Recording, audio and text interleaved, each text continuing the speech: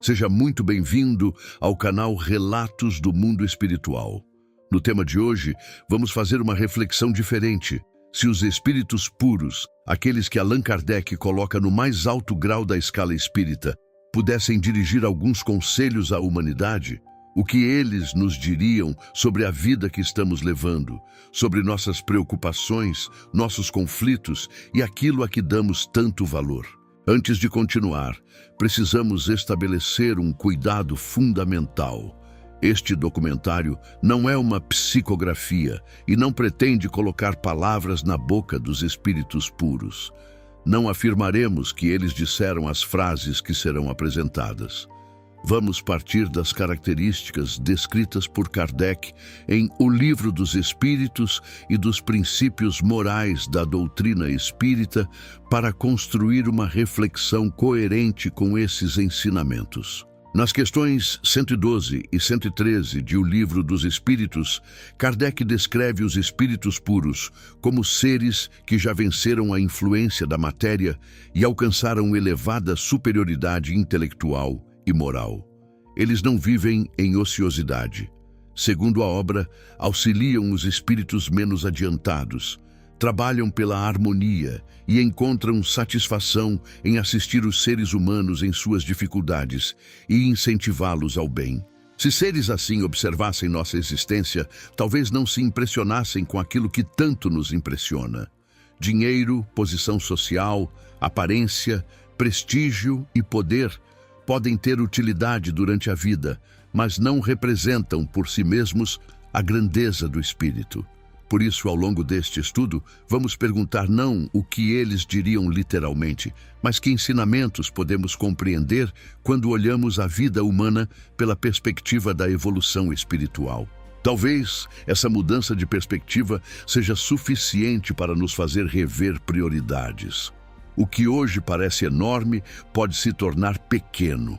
Aquilo que ignoramos pode revelar-se essencial.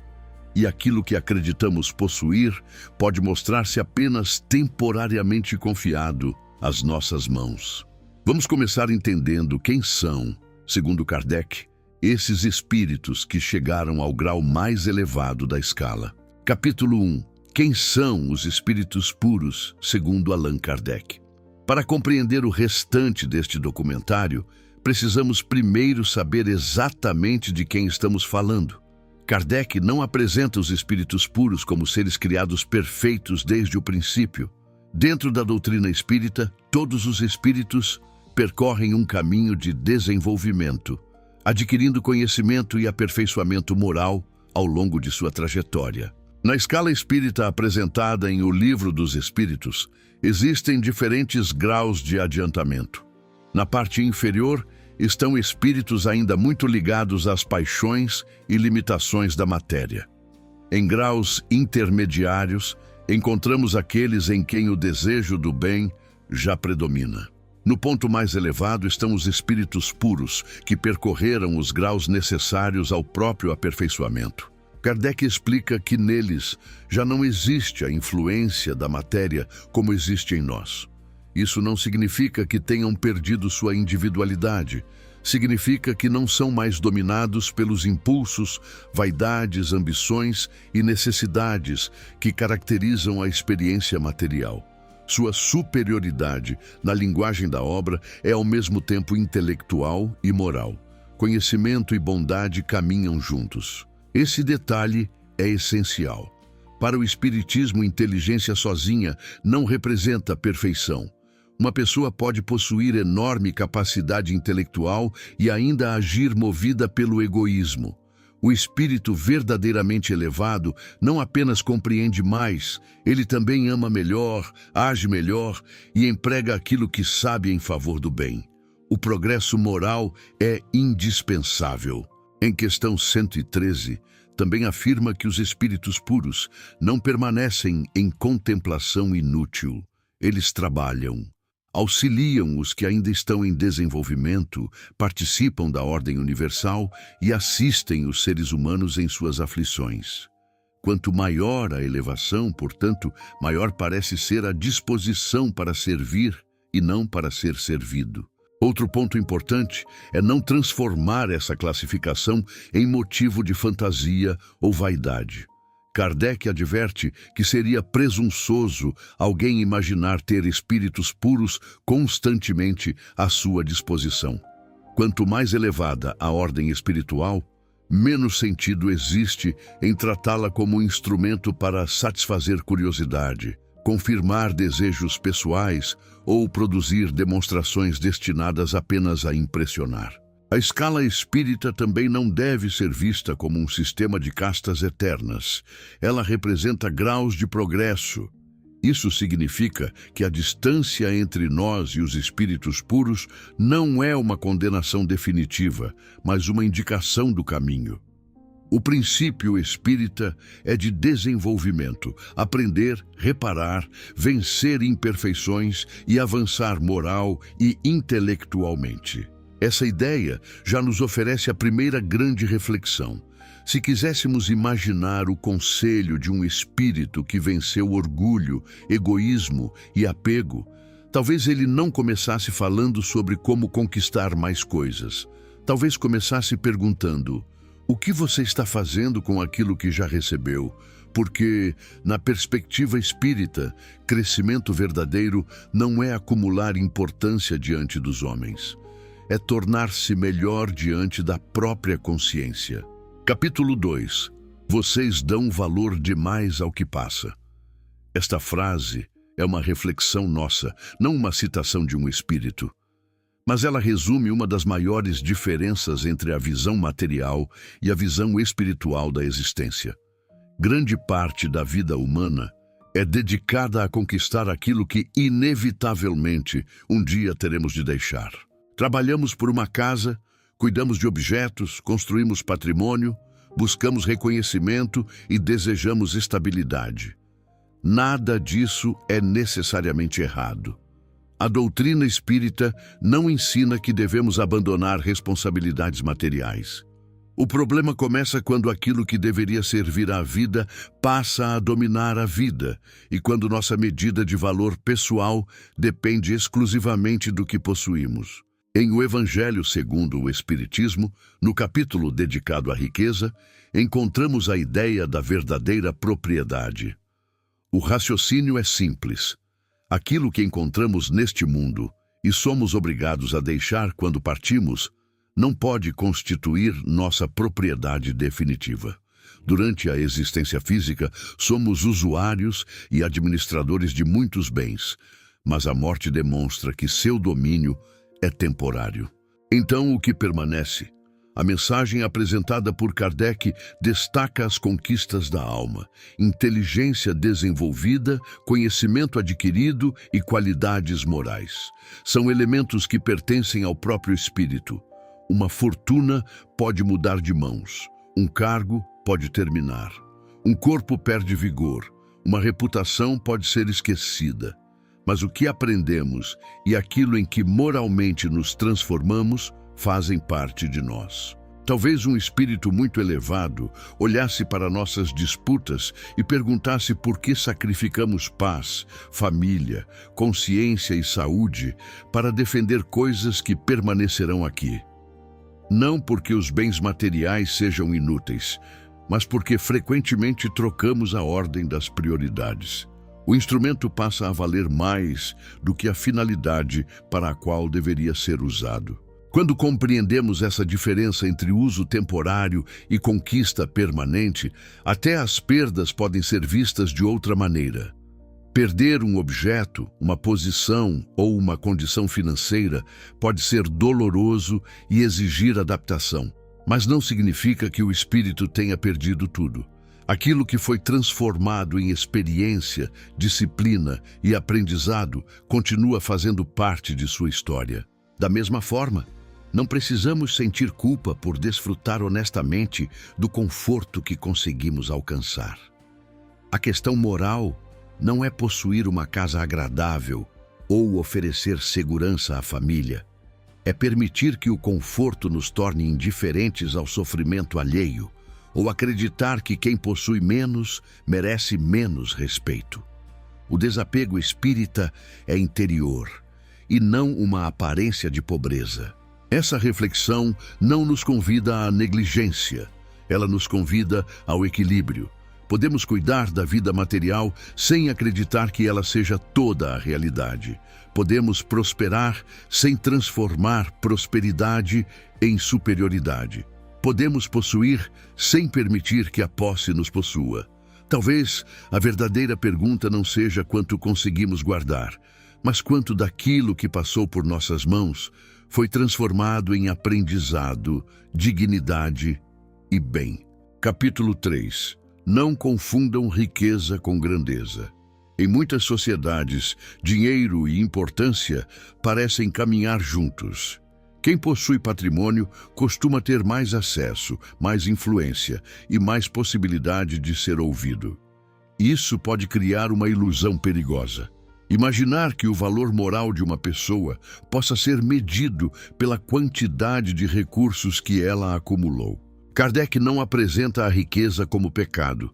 Em O Livro dos Espíritos e em O Evangelho segundo o Espiritismo, ela aparece como uma condição que pode servir tanto ao progresso quanto ao desequilíbrio. Recursos ampliam possibilidades. Com dinheiro, alguém pode alimentar a vaidade ou aliviar necessidades. Pode criar dependência ou oportunidades. Pode explorar ou gerar trabalho digno. Por isso, o julgamento espírita não pode ser simplificado em rico contra pobre. A pobreza também não transforma automaticamente alguém em espírito superior. Uma pessoa com poucos recursos pode cultivar ressentimento, egoísmo ou inveja, assim como uma pessoa rica pode ser generosa, humilde e responsável. O que revela a condição moral é a maneira como cada um lida com a própria realidade. Quando a sociedade respeita alguém apenas porque possui dinheiro, ela corre o risco de confundir poder de compra com autoridade moral. O fato de uma pessoa poder adquirir muitas coisas não significa que compreenda melhor a vida. Ter milhões não torna automaticamente um conselho sábio. Da mesma maneira, uma vida simples não torna uma palavra menos verdadeira. Imagine duas pessoas dizendo a mesma coisa. Uma veste roupas caras, possui prestígio e chega cercada de reconhecimento. A outra é desconhecida e leva uma vida modesta. Se escutamos a primeira com atenção e ignoramos a segunda apenas por sua posição, talvez estejamos revelando muito mais sobre nossos próprios valores do que sobre aqueles que falam. Esse princípio também vale para fama e posição social. Alguém pode ser conhecido por milhões de pessoas e ainda enfrentar profundas lutas íntimas. Outra pessoa pode passar pela terra sem qualquer notoriedade e exercer uma influência silenciosa sobre a família, os amigos e todos que encontrou. A repercussão pública e o valor espiritual não são a mesma coisa. Por isso, o estudo espírita nos convida a observar o uso do privilégio. Se uma condição social abre portas, ela pode ser empregada para abrir portas a outros. Se a riqueza oferece segurança, pode também produzir segurança ao redor. Quanto mais ampla a capacidade de agir, mais significativa se torna a escolha entre concentrar tudo em si mesmo ou transformar parte desse poder em serviço. À luz da evolução espiritual, grandeza precisa de outra medida. Como essa pessoa trata quem não pode oferecer nada em troca? Como utiliza sua influência? O que faz quando ninguém está olhando? A riqueza material pode ser uma ferramenta poderosa, mas, na perspectiva espírita, a verdadeira elevação começa quando os recursos exteriores se tornam instrumentos de crescimento interior e de benefício para outras pessoas. Capítulo 4. A quem muito é dado, maior é a responsabilidade. A conhecida ideia de que daquele que recebeu muito também muito será exigido vem do Evangelho de Lucas e encontra profunda correspondência com a visão espírita sobre responsabilidade. Ela não se refere somente ao dinheiro. Podemos receber inteligência, influência, saúde, conhecimento, autoridade, tempo, oportunidades ou capacidade de ajudar. No estudo espírita da riqueza, Kardec mostra que possuir mais meios amplia também as possibilidades de ação. Quem dispõe de recursos pode realizar obras que outra pessoa não poderia realizar. Quem possui conhecimento pode esclarecer. Quem exerce autoridade pode proteger ou oprimir. Quem tem voz pública pode orientar ou manipular. Todo o poder recebido aumenta o alcance de nossas escolhas. É por isso que a riqueza pode constituir uma prova difícil. Não porque o dinheiro carregue algum mal em si, mas porque ele oferece liberdade de ação e desperta tentações. Orgulho, excesso, vaidade, domínio sobre os outros e apego podem crescer quando uma pessoa começa a acreditar que tudo aquilo que possui comprova sua superioridade. Ao mesmo tempo, recursos podem se tornar instrumentos extraordinários de caridade. Uma empresa pode sustentar famílias. Conhecimento pode abrir caminhos.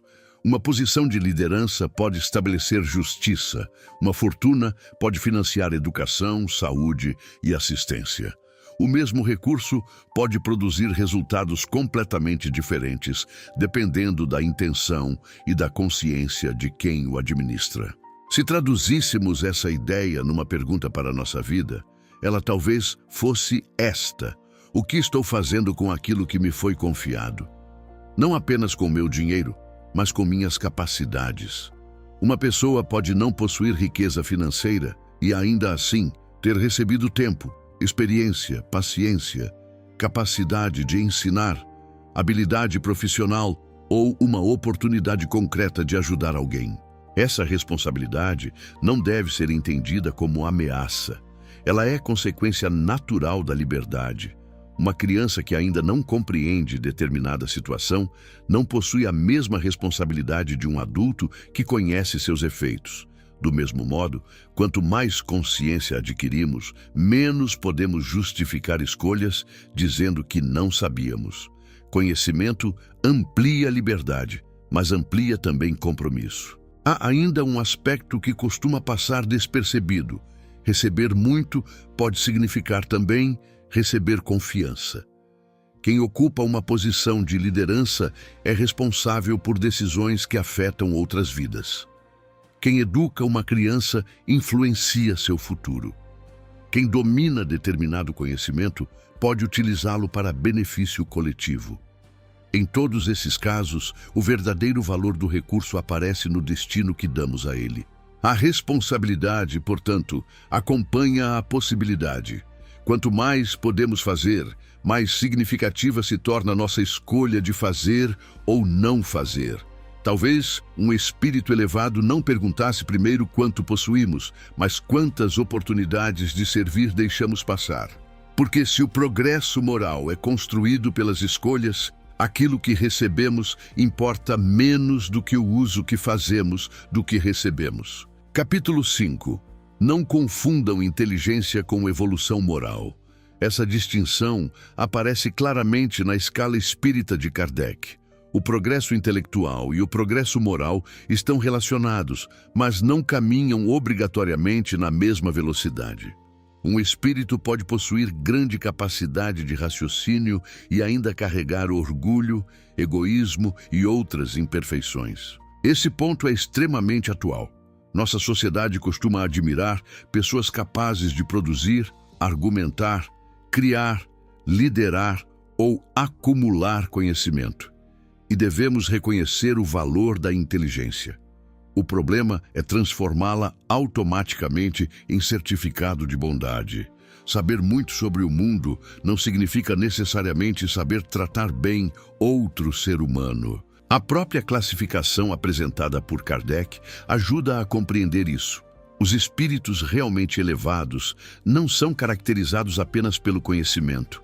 A linguagem associada às ordens superiores é marcada por benevolência, dignidade e desejo do bem.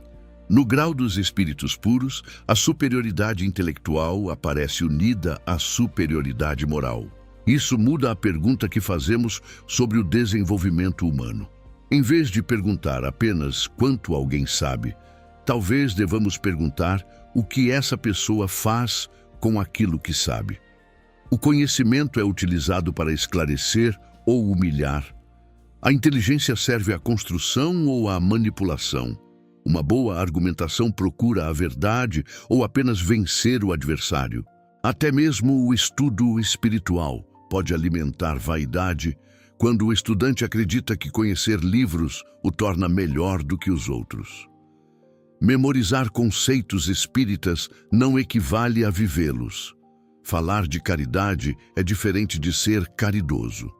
Estudar o orgulho é diferente de reconhecê-lo em nós mesmos. O conhecimento abre a porta. A transformação moral exige prática. Essa distinção também nos protege contra outra ilusão: acreditar em qualquer mensagem apenas porque parece sofisticada. Kardec ensinou a observar o conteúdo moral e racional das comunicações espirituais. Palavras complicadas, previsões impressionantes ou discursos cheios de autoridade não garantem elevação. A qualidade moral precisa ser percebida na coerência, na benevolência e na ausência de vaidade. Aplicado à nossa vida, esse critério é igualmente útil. Podemos admirar competência sem transformar competência em culto à personalidade. Podemos aprender com alguém sem imaginar que essa pessoa seja perfeita. E podemos reconhecer nossos próprios talentos sem concluir que somos superiores. Inteligência é uma ferramenta. O modo como a utilizamos é que revela a direção moral que estamos escolhendo. Se imaginarmos o olhar de um espírito que alcançou elevada perfeição, talvez ele não se impressionasse com quantos livros lemos, quantos títulos possuímos ou quantas discussões vencemos. Talvez observasse como usamos aquilo que aprendemos, porque, na perspectiva espírita, a inteligência se torna verdadeiramente luminosa quando deixa de ser instrumento de superioridade e passa a ser instrumento de compreensão, justiça e amor. Capítulo 6. Façam o bem sem esperar reconhecimento. Uma das grandes dificuldades humanas é separar a prática do bem do desejo de ser visto praticando o bem. Gostamos de reconhecimento. Queremos que nossos esforços sejam percebidos, nossas boas intenções sejam elogiadas e nossa generosidade seja lembrada. Isso faz parte das fragilidades que ainda trabalhamos. O ensinamento moral presente no Espiritismo valoriza uma caridade muito mais profunda do que a simples entrega de coisas. Na questão 886 de O Livro dos Espíritos, a caridade é relacionada à benevolência para com todos, à indulgência diante das imperfeições dos outros e ao perdão das ofensas. Portanto, ela alcança atitudes que muitas vezes ninguém aplaude. É relativamente fácil ajudar quando a ajuda fortalece nossa imagem. Mais difícil é fazer o bem quando ninguém saberá. Mais difícil ainda é ser indulgente quando teríamos oportunidade de humilhar, perdoar quando poderíamos alimentar vingança, escutar quando seria mais confortável, ignorar e tratar com dignidade aquele que não possui nenhuma vantagem para nos oferecer. Isso não significa que toda ação pública de caridade seja falsa. Muitas iniciativas precisam ser divulgadas para mobilizar pessoas. A questão está na motivação interior. Quando o reconhecimento desaparece, nossa disposição para fazer o bem permanece. Se ninguém agradecer, continuaremos ajudando. Se outra pessoa receber o mérito, nossa consciência continuará tranquila. Um espírito livre da vaidade provavelmente compreenderia o valor da ação pelo bem que ela produz, e não pelos aplausos que provoca. Isso nos ajuda a perceber como ainda dependemos do olhar dos outros. Às vezes, realizamos uma boa ação e minutos depois ficamos magoados porque ninguém percebeu. O bem foi feito, mas nosso orgulho exigia pagamento emocional. Existe ainda um aprendizado difícil: permitir que o beneficiado conserve sua dignidade.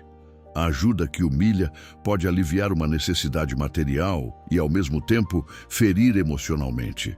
Por isso, a caridade espírita convida à delicadeza. Não é apenas perguntar o que posso dar, mas de que maneira posso ajudar sem transformar a dificuldade do outro em palco para minha própria importância. Quando o bem é praticado com discrição, ele também nos educa. Aos poucos, aprendemos a sentir satisfação na utilidade da ação e não na reação das pessoas. Isso não acontece de um dia para o outro, é exercício.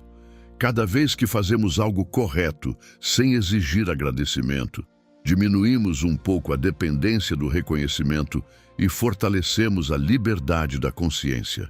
Talvez um conselho inspirado na visão espírita pudesse ser resumido assim: faça aquilo que sua consciência reconhece como correto, mesmo quando não houver plateia. O reconhecimento humano é instável. Hoje alguém é exaltado, amanhã pode ser esquecido. Mas cada escolha contribui para aquilo em que o espírito se transforma. E essa transformação não depende de aplausos. Capítulo 7. Perdoem enquanto ainda há tempo. Poucas coisas conseguem ocupar tanto espaço dentro de nós quanto uma ofensa que decidimos alimentar.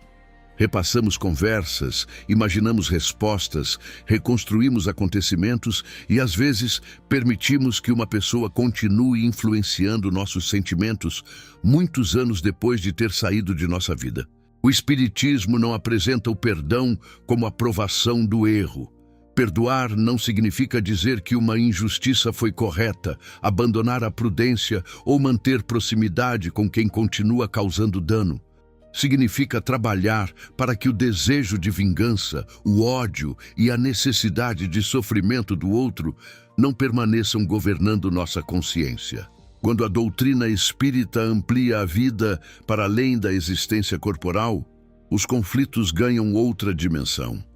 Relações não resolvidas não deixam de ter importância simplesmente porque um corpo morreu.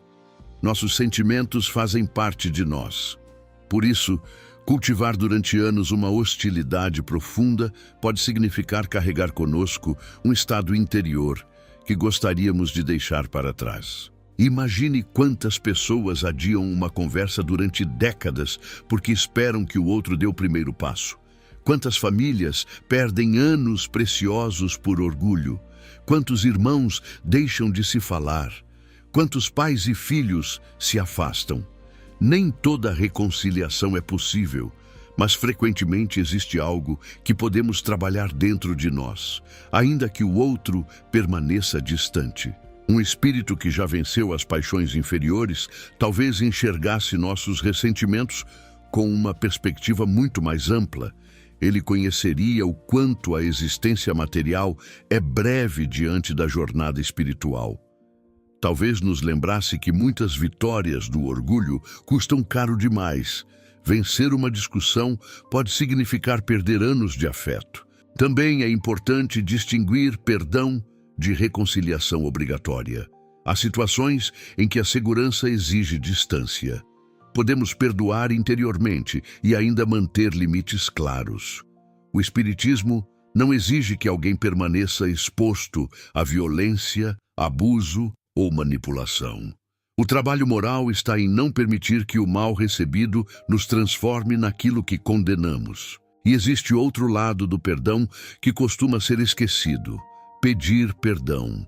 Muitas vezes queremos ser compreendidos, mas sentimos enorme dificuldade em admitir que ferimos alguém.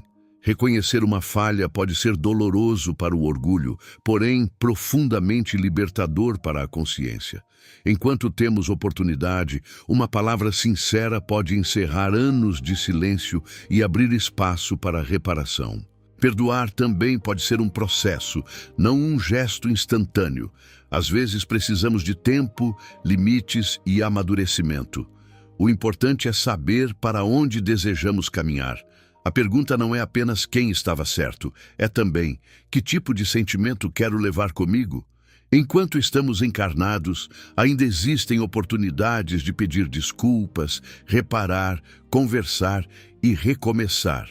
Nem todas permanecerão abertas para sempre. Capítulo 8. Não tenham tanta pressa de julgar. O julgamento costuma ser rápido, porque vemos apenas uma pequena parte da história dos outros. Observamos uma atitude, ouvimos uma frase, conhecemos um erro e imediatamente construímos uma conclusão inteira sobre aquela pessoa. Mas a perspectiva espírita nos convida a reconhecer que cada espírito possui uma trajetória muito maior do que conseguimos enxergar. Isso não significa abandonar discernimento. Precisamos avaliar comportamentos, estabelecer limites e reconhecer quando uma ação é injusta. Julgar um ato como errado é diferente de acreditar que conhecemos todo o valor de quem o praticou. Uma pessoa pode cometer uma falha grave e ainda possuir possibilidades de transformação que não conseguimos prever. A reencarnação reforça essa prudência. Se todos estamos em processo de aprendizado, cada pessoa se encontra em determinado estágio, enfrentando circunstâncias, tendências e provas que não conhecemos por completo. Isso não elimina a responsabilidade individual. Pelo contrário, cada um responde por suas escolhas, mas impede que nos coloquemos facilmente na posição de superioridade absoluta. Quando enxergamos alguém em dificuldade, existe ainda outro perigo. Usar conceitos espirituais para explicar o sofrimento do outro de maneira fria. Dizer que determinada pessoa está sofrendo porque deve ter alguma dívida espiritual pode ser uma simplificação cruel. Nós não possuímos acesso seguro às causas particulares de cada prova e não devemos transformar a ideia de justiça divina em desculpa para a falta de compaixão.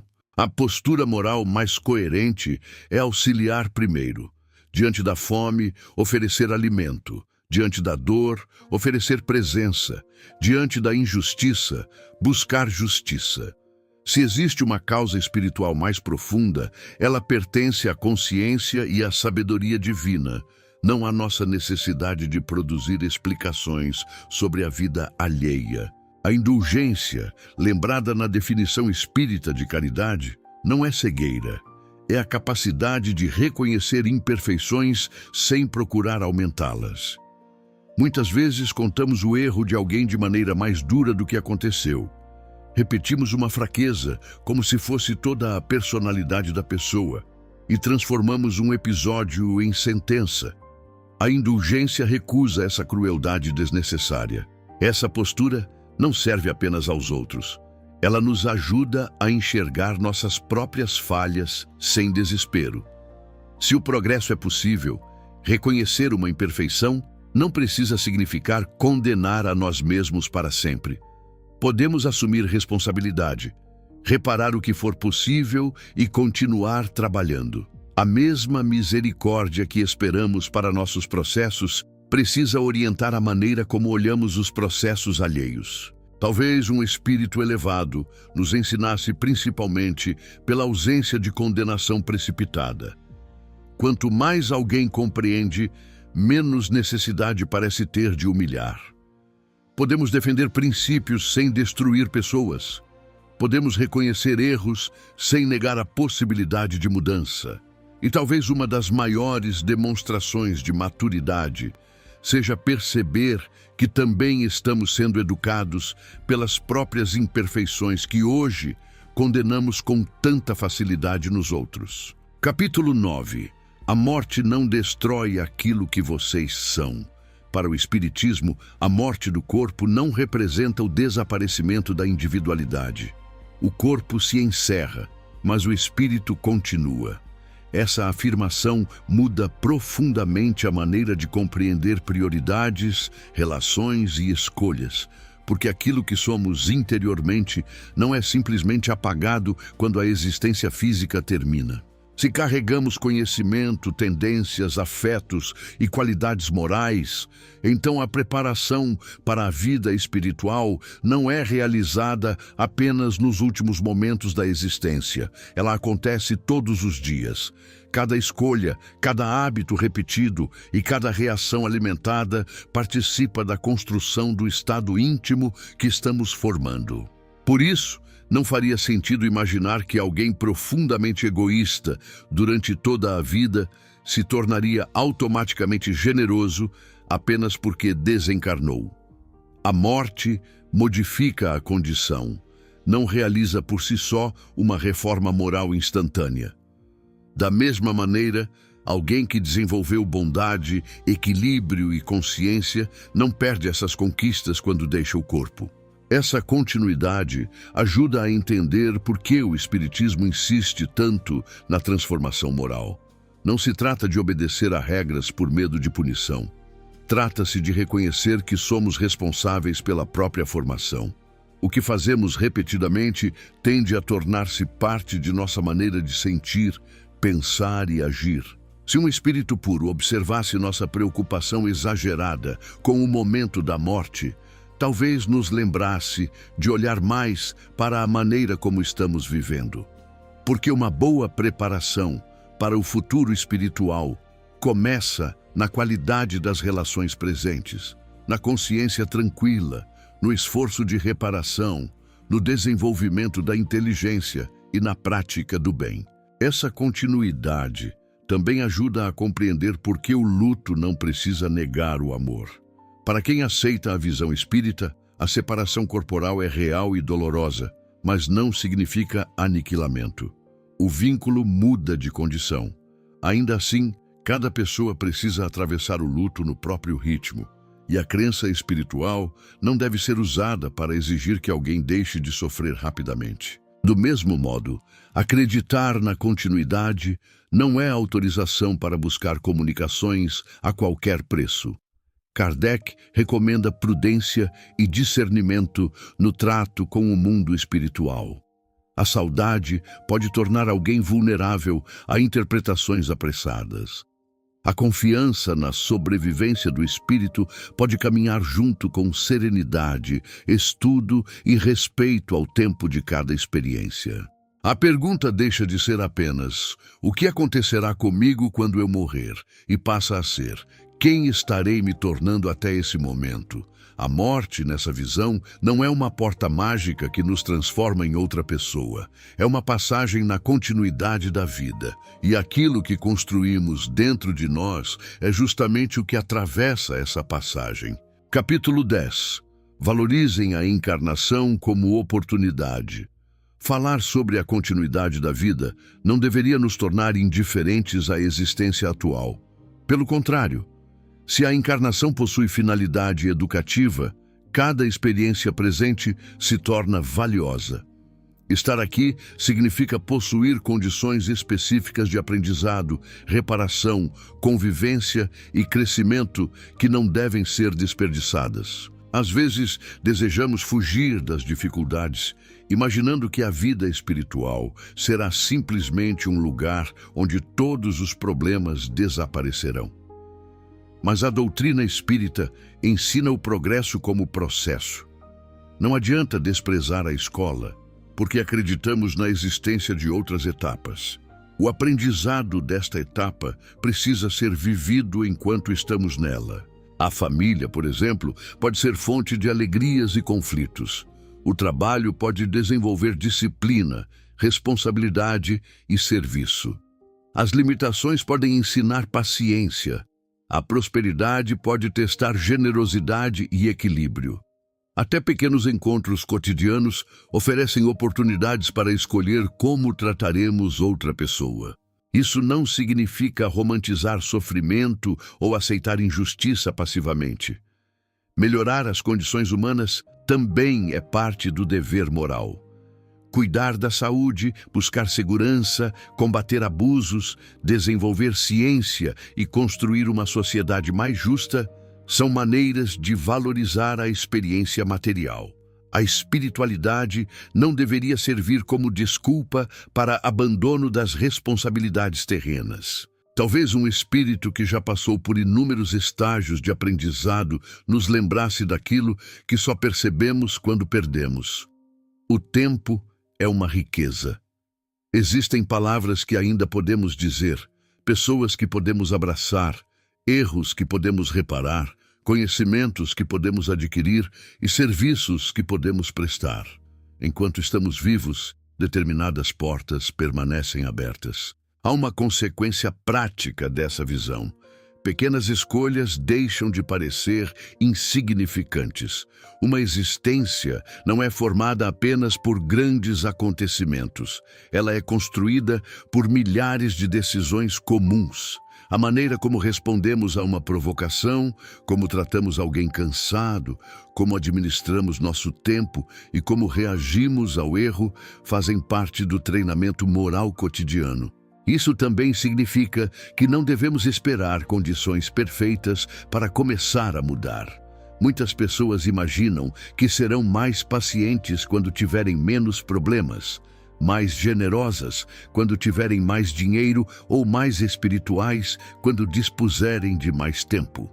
A oportunidade quase sempre aparece dentro da realidade imperfeita que já temos. É nela que o exercício começa. Por isso, viver bem não significa viver com medo da morte. Significa utilizar a vida. O presente é o ponto em que nossas escolhas podem acontecer. O passado oferece experiência, o futuro oferece esperança, mas é no agora que podemos modificar uma atitude. A encarnação não é apenas algo a suportar até a chegada do mundo espiritual. Ela é uma oportunidade ativa de construção do espírito.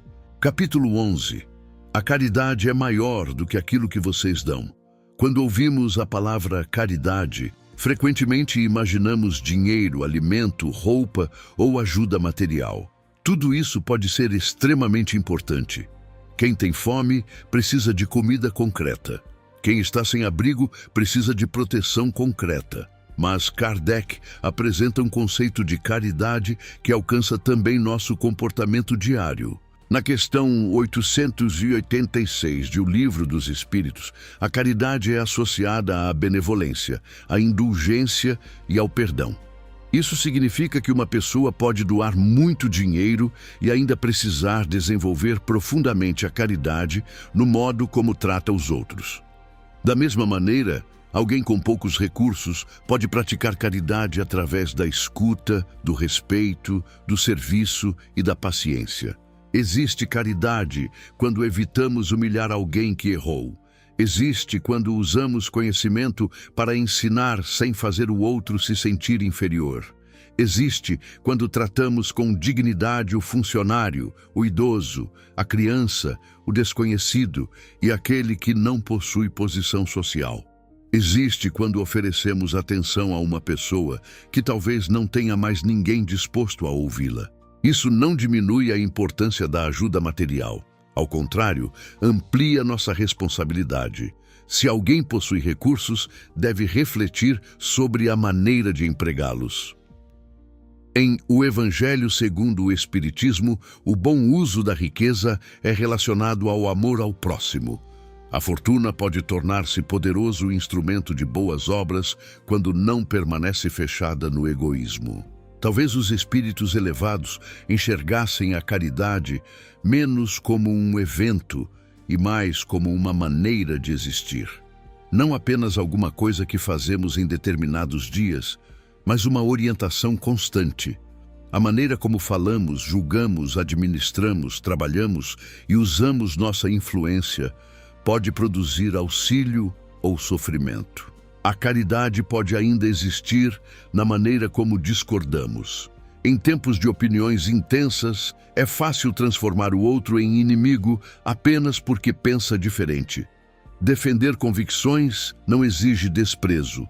Podemos argumentar com firmeza sem insultar, corrigir sem ridicularizar e recusar uma ideia sem negar a dignidade de quem a expressou. Isso também é educação moral. A caridade, inclusive, em reconhecer quando precisamos receber. Orgulho não aparece somente quando alguém se considera superior.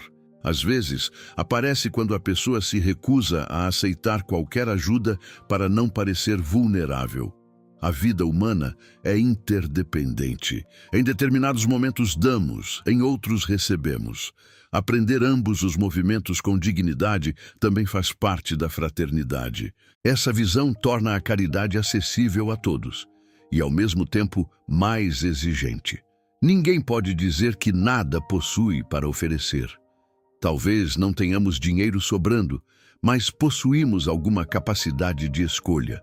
Podemos oferecer respeito, podemos recusar a crueldade, podemos aprender a ouvir, podemos interromper uma fofoca, podemos reconhecer um erro. A caridade começa muito antes da carteira e termina muito depois dela. Capítulo 12. No fim, vocês serão aquilo em que se transformaram. Chegamos ao ponto que reúne todas as reflexões anteriores. Durante a vida, somos identificados por muitos elementos exteriores: nome, profissão, patrimônio, aparência, endereço, títulos, influência e posição social. Esses elementos possuem função real na sociedade, mas nenhum deles consegue definir completamente o espírito. A ideia da verdadeira propriedade, apresentada em O Evangelho segundo o Espiritismo, coloca diante de nós uma pergunta desconfortável e libertadora. Se tudo aquilo que depende do corpo e da vida material será deixado, o que de fato estamos construindo para nós mesmos? Não se trata de desprezar o mundo, trata-se de compreender seu caráter temporário. Podemos passar décadas acumulando coisas e chegar ao fim da existência sem ter aprendido a perdoar. Podemos conquistar a autoridade e nunca aprender a tratar com respeito quem está abaixo de nós. Podemos possuir conhecimento e não desenvolver humildade. Podemos ter sido admirados por milhares de pessoas e permanecer incapazes de reconhecer nossos próprios erros. O contrário também é possível. Uma pessoa pode atravessar a vida quase desconhecida e realizar uma profunda transformação interior. Pode ter servido à família, trabalhado honestamente, ajudado discretamente, aprendido com suas falhas e desenvolvido uma consciência cada vez mais tranquila. O mundo talvez nunca tenha colocado seu nome em destaque. Isso não torna sua caminhada pequena. Se imaginarmos a perspectiva dos espíritos puros descritos por Kardec, talvez as hierarquias humanas pareçam muito diferentes. O homem que ocupa o primeiro lugar diante da sociedade pode ainda estar aprendendo lições elementares de humildade. A pessoa que ninguém percebe pode estar conquistando silenciosamente valores que nenhuma circunstância exterior poderá retirar. Talvez por isso as experiências que parecem pequenas possam ter enorme valor. Uma pessoa que aprende a controlar uma reação agressiva, a cumprir honestamente um dever, a reparar uma injustiça ou a abandonar um hábito egoísta, está modificando algo que pertence a si mesma. São mudanças que talvez não apareçam em fotografias, contas bancárias ou currículos, mas alcançam o caráter. A perspectiva espírita também impede que transformemos essa reflexão em comparação constante. Não precisamos descobrir quem está mais adiantado do que quem. A escala moral serve melhor quando aplicada a nós mesmos. O progresso de outra pessoa não diminui o nosso, e nossa tarefa não é parecer superior, é sair de cada experiência um pouco mais consciente do que entramos. Por isso, nossa frase final para este capítulo não pretende ser uma comunicação espiritual, mas uma síntese da reflexão. No fim, vocês não serão aquilo que possuíram, serão aquilo em que se transformaram. O dinheiro utilizado termina, o cargo passa, o corpo muda e a fama se apaga. Mas a consciência educada, o conhecimento adquirido e o bem incorporado ao caráter pertencem à caminhada do espírito. Chegamos à conclusão deste estudo. Começamos perguntando: se os espíritos puros pudessem falar conosco, o que eles nos diriam? E precisamos terminar lembrando o mesmo cuidado com que iniciamos. Não inventamos uma mensagem dos espíritos puros. Fizemos uma reflexão a partir daquilo que Allan Kardec ensina sobre sua elevação e sobre os princípios morais apresentados na doutrina espírita. Talvez a maior mudança proporcionada por essa perspectiva seja perceber que muitos critérios humanos são temporários. Damos enorme importância ao patrimônio, à aparência, ao poder e ao reconhecimento. Mas, Segundo o pensamento espírita, nenhuma dessas coisas demonstra sozinha o grau de adiantamento de um espírito. O verdadeiro progresso envolve conhecimento, consciência e transformação moral. Isso não nos pede que abandonemos a vida material. Pede que a utilizemos melhor. Trabalhar, prosperar, estudar e construir podem ser experiências valiosas quando os recursos conquistados não se tornam senhores de nossa consciência. A quem recebeu muito, material ou moralmente, cabe refletir sobre a responsabilidade que acompanha aquilo que recebeu. Talvez também devamos guardar uma pergunta simples para os próximos dias. Se hoje fosse retirada de mim toda a posição, todo o título e tudo aquilo que possuo, o que restaria da pessoa que construí? Restaria minha maneira de amar, meu conhecimento, minha honestidade, minhas atitudes, meus vínculos e aquilo que consegui transformar dentro de mim.